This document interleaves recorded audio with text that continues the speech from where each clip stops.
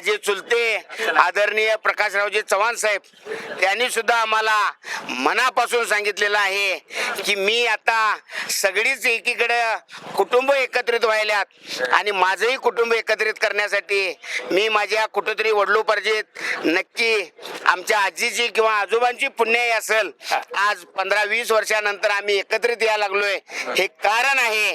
पण ज्यावेळी आमचे चुलते सुद्धा या मतदारसंघाचं नेतृत्व करत होते त्यांनी सुद्धा लोकांची सेवा केलेली आहे. कुटुंबाचा वसा आणि वारसा टिकवणं ही जी जबाबदारी या सगळ्या लोकांनी टाकत आहेत ह्या जबाबदारीला मॅडम आणि मी नक्की सांगतो रात्रीचा दिवस करणार पण या जनतेचा विश्वास कुठेही तडा जाऊ देणार नाही एवढं काम करण्याची आमची जबाबदारी आहे. चव्हाण साहेबांनी तुम्ही एकत्रित झाला?